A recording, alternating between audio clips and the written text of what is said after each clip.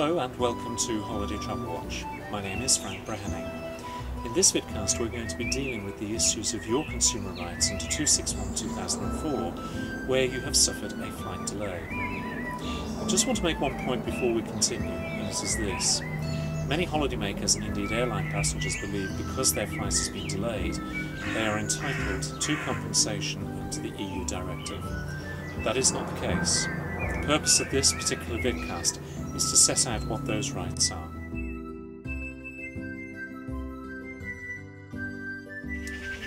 Okay, so to understand what your rights may be under 261/2004 for delays, you need to understand what the qualifying criteria is. And I do warn you, it is slightly confusing. If you have been delayed by more than 2 hours and are travelling less than 1,500 kilometres, you qualify. If you've been delayed by more than 3 hours and travelling intra the European community, travelling more than 1,500 kilometres, then you qualify. If you're travelling on other flights where there is a delay of more than 3 hours for a distance between 1,500 kilometres and 3,500 kilometres, then you qualify.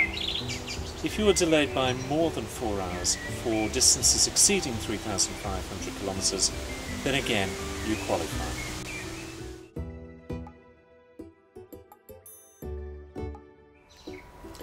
Okay, so now I want you to remember what I said to you at the beginning of this vidcast. Flight delay does not attract compensation under 261/2004. That does not mean to say that you can pursue compensation through some other means. But certainly as far as your rights are concerned under this directive, they are simply confined to Article 9 rights, which is the right to care.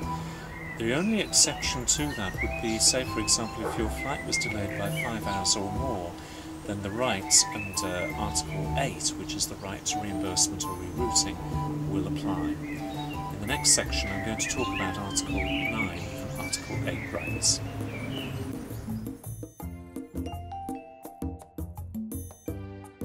An airline must provide you with meals and refreshments equivalents to the time and day in question. I will say there are some holidaymakers who are reporting, for example, that they've been offered something in the region of £5 as a voucher. We all know that the cost of meals and refreshments are much more within airport confines. This unfortunately has not been challenged yet before the courts, but again I think it's going to be one of those issues certainly for the future. If however the problem involves going into the next day, the airline is obliged to provide you with hotel accommodation and certainly transport to and from that hotel as well. You are also entitled to 2 free telephone calls, telexes, emails and faxes, and the needs of those with reduced mobility or anyone accompanying them, or indeed unaccompanied children, must also be given special consideration.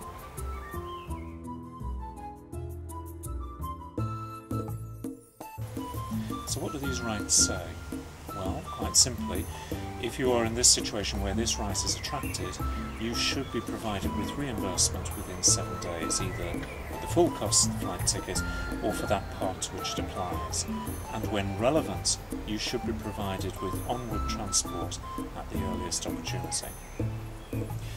The other alternative is to provide you with rerouting, and again that should be done at the earliest opportunity, and certainly it should be provided, I think the correct expression is on comparable transport.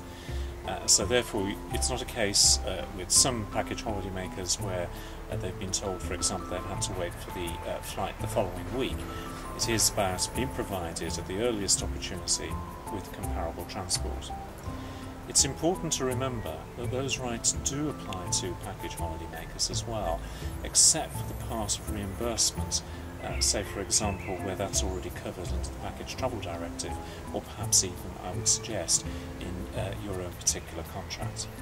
If you have been given these rights, and say for example you are sent to another airport, not your original choice, then the airline must also provide you with transport to your destination from that second airport that they intend to send you to.